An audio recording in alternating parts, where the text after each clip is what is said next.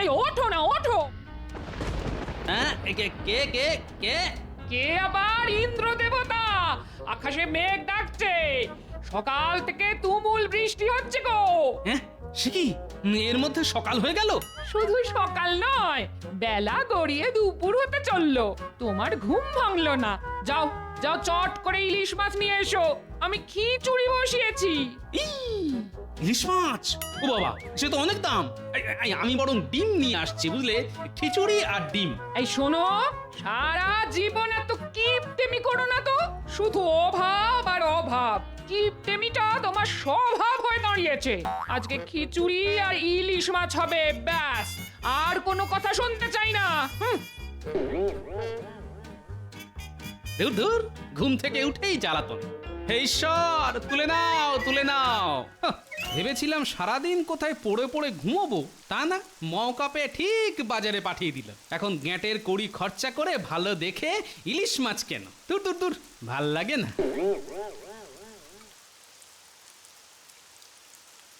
ইলিশ নিয়ে যান, ইলিশ একদম জলের দরে। ইলিশ নিয়ে যান একদম জলের দরে, পদ্মার ইলিশ মাছ। ইলিশ ইলিশ ইলিশ একদম টাটকা ইলিশ নিয়ে যান। দে তাহলে। এই নাও গোপাল দাদা, এই নাও। ঠিক আছে, আসি তাহলে। আরে গোপাল দাদা, দামটা তো দিয়ে যাও। দাম? কিসের দাম? হ্যাঁ, 5 টাকা কেজি দাম। এই তো বললি জলের দরে ইলিশ, জলের আবার কোনো দাম আছে নাকি? হ্যাঁ, ওটা তো কথার কথা গোপাল দাদা, মাছ আবার জলের দরে বিক্রি হয় নাকি? শোন, আমার কাছে কথার দাম আছে, তোর না থাকতে পারে। দূর দূর, সকাল সকাল আমাকে কেমন ঠকিয়ে দিয়ে চলে গেল।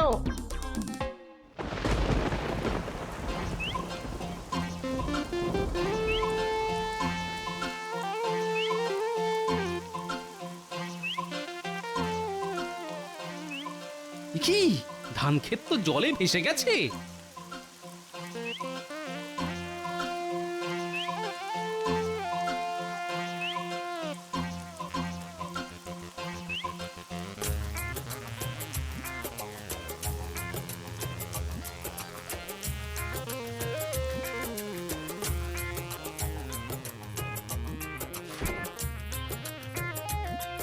কি গোপাল, কালকে রাজসভা এলে না, আবার আজকে এত দেরি, তা ব্যাপারটা কি? আর বলবেন না মহারাজ, চারিদিকে রাস্তায় এত জল কাদা, কি আর বলবো। এক পা এগোচ্ছেই তো 3 পা পেছোচ্ছি। কালকে তো কিছুতেই রাজসভায় আসতেই পারলাম না।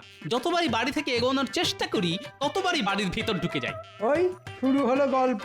আচ্ছা, তাই যদি হয় তাহলে আজকে রাজসভায় এলে কি করে? হ্যাঁ, আমি জানতাম আপনি এই প্রশ্নটাই করবেন। আজকে রাজসভায় পৌঁছলাম কি করে? আজ তো বাড়ি থেকে বেরোতেই পরিকল্পনা করে নিয়েছি, আজ আর রাজসভার দিকে এগোবো না। তাই আজ শুধু 1 পা করে পিছিয়েছি আর 5 পা করে এগিয়ে এসেছি। তাই তরতর করে রাজসভায় চলে এলাম। ওহ গোপাল, তোমার উপস্থিত বুদ্ধির জবাব নেই। রক্ষা করুন মহারাজ, রক্ষা করুন মহারাজ, রক্ষা করুন। সব সর্বনাশ হয়ে গেল আমাদের, সব সর্বনাশ হয়ে গেল। মহারাজ, মহারাজ কিছু একটা করুন, কিছু একটা করুন। কি হয়েছে তোমাদের? মহারাজ, মহারাজ, আমাদের চাষ জমি জলের তলায় চলে গেছে, ঘর বাড়িও ডুবে গেছে। কালকে থেকে না খেয়ে আছি মহারাজ, আপনি কিছু একটা ব্যবস্থা করুন মহারাজ। আচ্ছা, তোমাদের মোটামুটি কতজন গ্রামবাসী এরকম সমস্যায়? তাও শখানেক তো হবেই মহারাজ। কিন্তু রাজবাড়ির ভান্ডার থেকে তো অত লোকজনের খাবার দাবার এই মুহূর্তে জোগান দেওয়া যাবে না। মহারাজ, মহারাজ, আপনি আমাদের মা বাপ, আপনি আপনি কিছু একটা করুন। আমি মরে যাই, মরে যাব, কিন্তু আমার স্ত্রী সন্তানকে এরকম না খেয়ে মরতে দেব না। ঠিক আছে, শোনো, আমি তোমাদের থাকার জন্য রাজ্যের পশ্চিমে একটা উঁচু মাঠে তাঁবু খাটানোর ব্যবস্থা করে দিচ্ছি, আর তোমাদের খাবার জোগানের ব্যাপারে দেখছি কি করা যায়। আপনি মহান মহারাজ, আপনি গরিবের ভগবান। শোনো গোপাল, তুমি বেশ কিছু সেনা আর লোক নাও, আর তাড়াতাড়ি রাজ্যের পশ্চিমের বড় মাঠে বেশ কিছু তাঁবু খাটানোর ব্যবস্থা করো। যথা আজ্ঞা মহারাজ। আর মন্ত্রী, বলুন মহারাজ। তুমি আমার সাথে মুর্শিদাবাদে চলো। এই মুহূর্তে নবাব বাহাদুরই আমাদের একমাত্র ভরসা। উনি যদি আমাদের কিছু খাদ্যশস্য দিয়ে সাহায্য করেন, তবেই একমাত্র আমাদের সুরাহা হবে। হ্যাঁ ঠিক বলেছেন মহারাজ, এই বিপদে একমাত্র নবাবই আমাদের ভরসা। এই মৌকায় যদি কিছু কামিয়ে নেওয়া যায় তাহলে তো কেল্লা ফতে। হ্যাঁ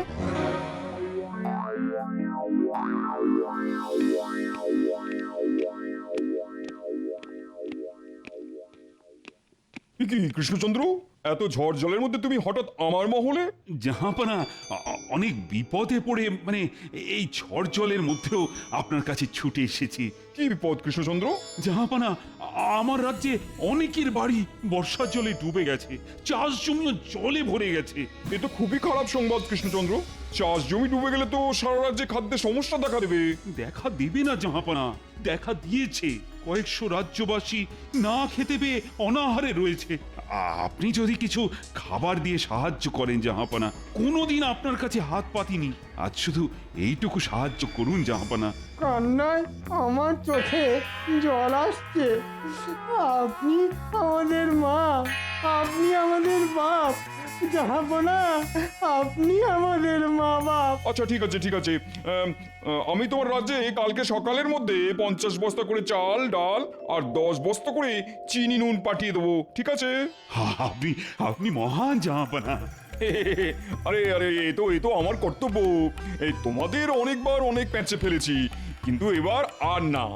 এখন মানুষেরা বিপদে পড়েছে, তাই তাদের সাহায্য করা আমার কর্তব্য। কেমন? আসতে পারি? বাবা বাবা, আজ তো আমার মহলে দেখছি পুরো চাঁদের হাট বসেছে। তা বলো কি বলবে? আর কি বলবো বলুন জাহাপানা, আমার রাজ্যেও তো বর্ষা এসে গেছে, তাই আগে থেকে ব্যবস্থা নিতেই আপনার কাছে ছুটে এসেছি। কি ব্যবস্থা? আপনি তো জানেন আমার রাজ্যে চাল ডালের উৎপাদন এবারে কম, যা হয়েছে সব গম জোয়ার বাজরা। তাই আমায় যদি কিছু চাল ডালের বস্তা দিতেন তাহলে বেশ জমিয়ে এই কটা দিন রাজ্য জুড়ে খিচুড়ি রান্না হতো। ওই একরকম বনভোজন আর কি। না না না না না, এখন তো আর সম্ভব নয়। কেন সম্ভব নয় জাহাপানা? আপনি হলেন বাংলার নবাব, আপনার কাছে কোনো কিছুই তো অসম্ভব হতে পারে না। আমি তো কয়েক বস্তা চাল ডাল চেয়েছি জাহাপানা, এই কদিন সবাই মিলে আনন্দ ফুর্তি করে খিচুড়ি খাবো বলে। না না না না, এখন আর অত আনন্দ ফুর্তি করতে হবে না। আমি একটু আগে কৃষ্ণচন্দ্রকে চাল ডাল দিয়ে সাহায্য করার প্রতিশ্রুতি দিয়েছি। কৃষ্ণনগরের অনেক চাষি না খেতে পেয়ে মরছে, তাই তাদের খাদ্যের যোগান আগে, তারপর তোমার ফুর্তি। আচ্ছা ঠিক আছে, আপনার কাছে কৃষ্ণনগর আগে খাম্বাজ রাজ্য পরে, তাই তো? খাম্বাজ রাজকে হাত করে যদি এই সুযোগটা কাজে লাগাতে পারি তাহলে আমার ট্যাঙ্ক ফুলে ফেঁপে উঠবে। ব্যাস, তোমাদের থাকার ব্যবস্থা হয়ে গেল। এখন যতদিন না তোমাদের ঘর বাড়ির ব্যবস্থা হচ্ছে ততদিন তোমরা এখানেই থাকবে। ধন্যবাদ গোপাল দাদা।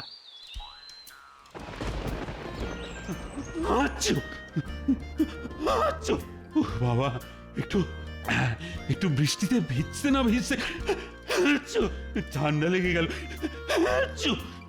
আপনাকে কতবার বলেছি বৃষ্টিতে ভিজবেন না, কিন্তু কে কার কথা শোনে? আরে আরে, আমি কি আর নিজের ইচ্ছে ভিজেছি নাকি? কালকে ওই মুর্শিদাবাদ ফেরার বাবা, কি বৃষ্টি! প্রণাম মহারাজ, আপনি ডেকে পাঠিয়েছেন? হ্যাঁ মহারাজ, নবাব বাহাদুর কি খাদ্যশস্য পাঠিয়েছে? এই শোনো, ওই ভাড়ার ঘরে সমস্ত চাল ডাল চিনির বস্তা বোঝাই করা রয়েছে। তুমি তুমি ওখান থেকে নিয়ে ত্রাণ শিবিরে বিতরণ করা শুরু করে দাও চটপট। এবার বটা ঘটাকে দিয়ে বেশিরভাগ খাবার গোপন জায়গায় সরিয়ে ফেলতে হবে। তারপর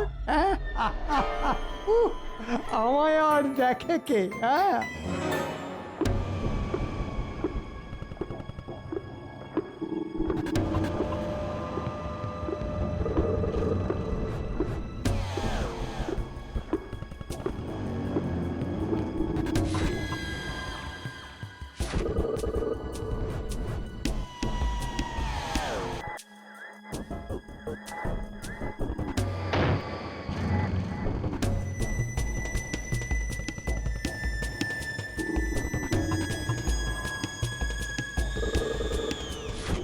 তাড়াতাড়ি হাত চালা, তাড়াতাড়ি তাড়াতাড়ি হাত চালা।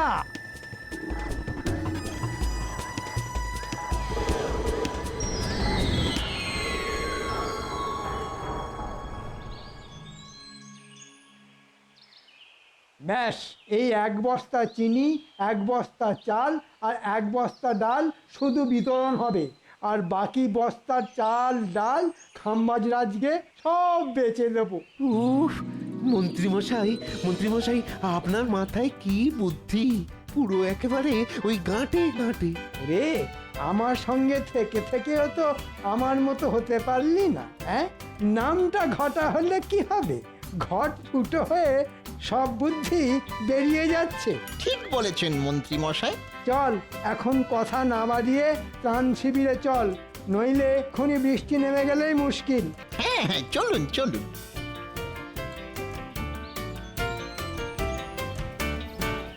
এই, তোমরা সবাই সারিবদ্ধ হয়ে বাটি নিয়ে দাঁড়িয়ে পড়ো, চাল ডাল চিনি দেওয়া হবে।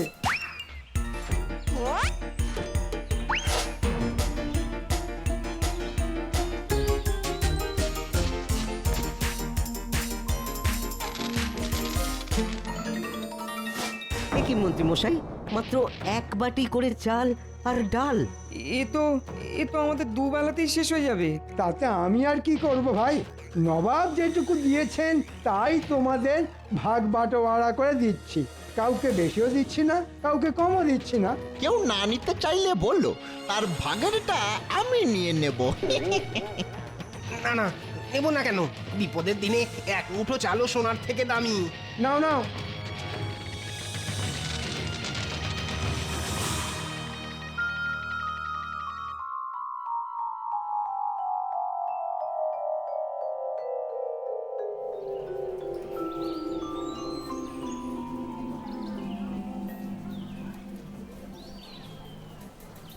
কি বলো, ত্রাণ সামগ্রী কিছু কি এসেছে, না এখনো মন্ত্রীমশাই এসেই পৌঁছয়নি?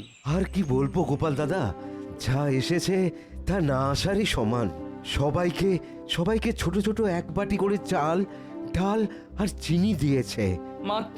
মাত্র 1 বস্তা করে চাল ডাল চিনি নিয়ে এসেছিল মন্ত্রী মশাই আর বটা ঘটা। এ কি, কয়েকশো লোকের জন্য নবাব বাহাদুর মাত্র 3 বস্তা খাবার পাঠিয়েছে? ঠিক আছে, তোমরা রান্না করো, আমি মহারাজের সাথে কথা বলে দেখছি কি করা যায়।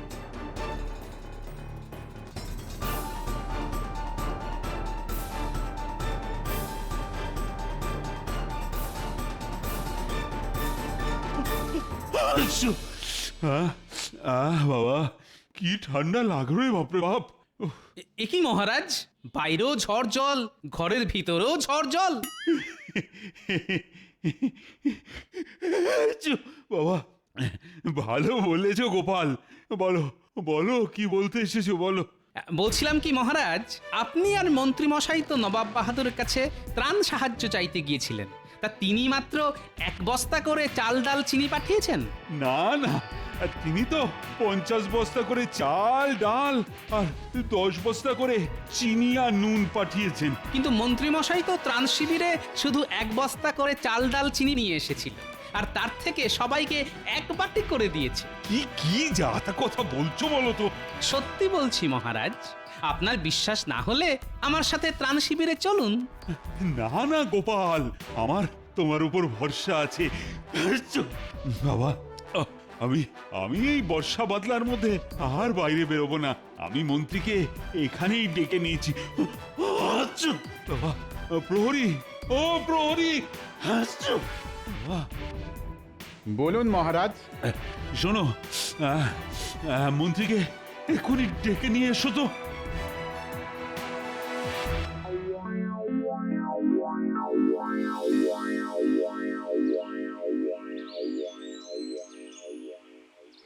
মন্ত্রী মশাই, ও মন্ত্রী মশাই, বাড়ি আছেন? কে? আমি প্রহরী। মন্ত্রী মশাই বাড়ি আছেন নাকি? না না, উনি তো একটু আগেই ত্রাণ শিবির থেকে ফিরেই বেরিয়ে গেছেন কোনো এক রাজ্যের রাজার সাথে কথা বলতে। আমায় কিছু বলেনি। আচ্ছা, ঠিক আছে।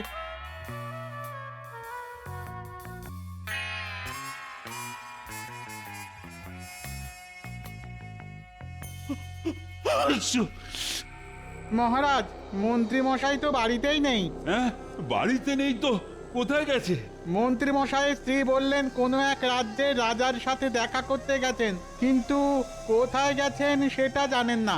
দেখলেন মহারাজ, এই লোকটাকে আপনি আজও চিনতে পারলেন না। এখন দেখুন কোথায় কার সাথে সন্ধি বাঁধতে চলে গেছে। শোনো গোপাল, এখন আর ওসব কথা বলে লাভ নেই। মন্ত্রীকে খুঁজে বের করতে হবে, আর তার আগে জানা দরকার বাবা ওই ওই বাকি ত্রাণের বস্তা মন্ত্রী কোথায় রেখেছে বা নিয়ে গেছে। হ্যাঁ, ঠিক আছে মহারাজ, আপনি আমায় একটু ভাবার সময় দিন, আমি দেখছি কি করা যায়।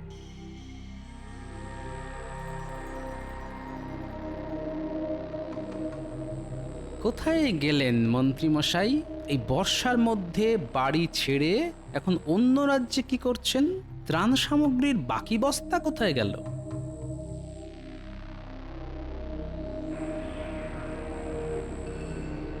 প্রশ্ন প্রশ্ন, এতগুলো প্রশ্ন মাথার মধ্যে ঘুরঘুর করছে, কিন্তু কোনো উত্তর খুঁজে পাচ্ছি না। ওরে বাপরে, এত পিঁপড়ের ঝাঁক কোথা থেকে এলো? এ কি, এরা তো সব মুখে করে চিনি নিয়ে আসছে। যাই তো গিয়ে দেখি কোথা থেকে আসছে। এ কি, পিঁপড়ের দল তো মনে হচ্ছে ওই দিক থেকে আসছে। কোথায় এত মিষ্টি জমেছে, গিয়ে দেখা যাক।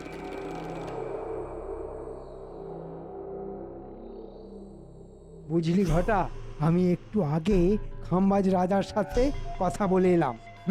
উনি আমাদের পাওয়া এই সব ত্রাণের খাদ্য কিনতে রাজি আছেন। আজকে রাতে ওনার দলবল আসবেন আর সব নিয়ে যাবে। ও, তারপর আমাদের কাছে শুধু টাকা আর টাকা, কি বলেন মন্ত্রী মশাই? ওরে বাপরে, ওরে বাবা, পিঁপড়ে কামড়ালো। জ্বলে গেল, জ্বলে গেল। এখানে এত পিঁপড়ে এলো কিভাবে? হ্যাঁ, এই বাবা, চিনির একটা বস্তা একটু ছিঁড়ে গেছে। শোন, তাড়াতাড়ি বস্তাটা সুতো দিয়ে সেলাই করে চলে আয়। এখানে বেশি ঘোরাঘুরি করিস না। আচ্ছা মন্ত্রী মশাই। আর হ্যাঁ, রাতে যখন খাম্বাজ রাজ ওনার লোকজন নিয়ে আসবেন, তখন একেবারে ওনাদের গাড়িতে বস্তাগুলো তুলে টাকা নিয়ে সরে পড়বো। আর একটা কথা, এখন আমরা গা ঢাকা দিয়ে থাকবো, তারপর টাকা পেয়ে গেলে রাজ্য থেকেই হাওয়া হয়ে যাব। কি বুঝলি? উফ, মন্ত্রী মশাই আপনার কি বুদ্ধি! একটু একটু পায়ে ধুলো দিন, একটু পায়ে ধুলো। পায়ে না এখন ধুলো নেই, কাদা আছে, শুকিয়ে গেলে নিস। হ্যাঁ, চললাম রে। বস্তা সেলাই হয়ে গেলে আমার বাড়িতে চলে যাস। আচ্ছা, তার মানে এই ব্যাপার। ত্রাণের সব খাবার এখানে না, এক্ষুনি কিছু একটা করতে হবে।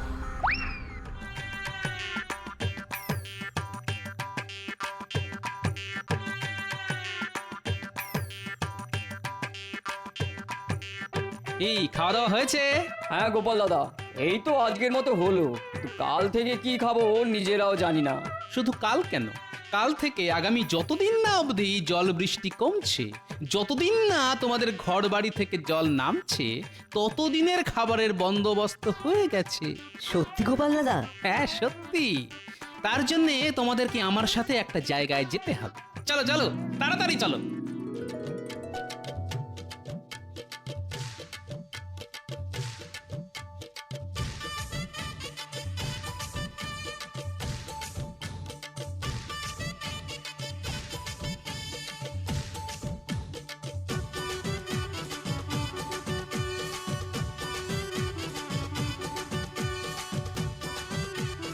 উড়িয়ে বাবা, কত বস্তা!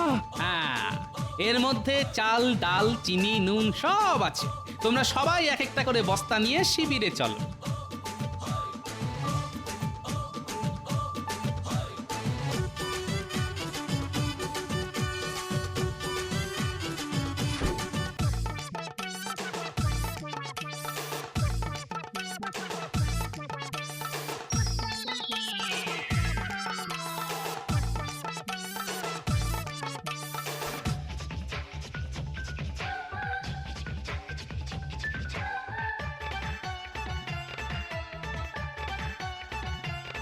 শোনো, খাবার ব্যবস্থা তো হলো, এবার দেওয়ার ব্যবস্থা করতে হবে। দেওয়ার ব্যবস্থা মানে? মন্ত্রীমশাইকে চমক দিতে হবে।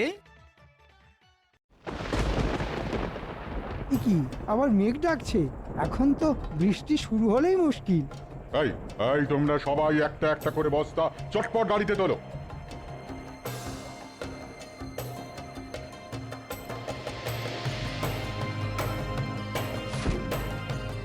খাম্বাজরাজ, এবার আমার টাকাটা। হ্যাঁ হ্যাঁ, সে তো দেবই। এই মরেছে, বালি পাথর কোথা থেকে এলো? ছি ছি ছি ছি, মন্ত্রী তুমি আমাকে এভাবে ঠকাচ্ছিলে? এই বাকি বস্তাগুলোতে কি আছে দেখো তো দেখি।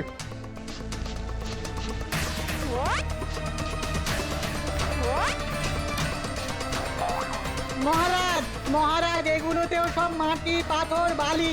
সে কি? হ্যাঁ, বালি পাথরই তো পাবেন, কারণ খাবার যাদের পাওয়ার কথা তাদের কাছে চলে গেছে। মন্ত্রী, আমি গোপালের কাছ থেকে সব খবর শুনেছি। তুমি তুমি শরণার্থীদের মুখের খাবার খাম্বাজরাজকে বিক্রি করতে চলেছিলে। আগে ইয়ে না, মানে ও মন্ত্রী মশাই, এবারেও তো ফেঁসে গেলাম। সাবাস গোপাল, সাবাস। আজ তোমার জন্যই এই শরণার্থীদের মুখে খাবার আসবে। তুমি যদি বিচক্ষণ না থাকতে তাহলে তো এতক্ষণে সব হাওয়া হয়ে যেত। একজন সৎ কর্তব্যপরায়ণ রাজ্যবাসী হিসেবে এ তো আমার কর্তব্য মহারাজ।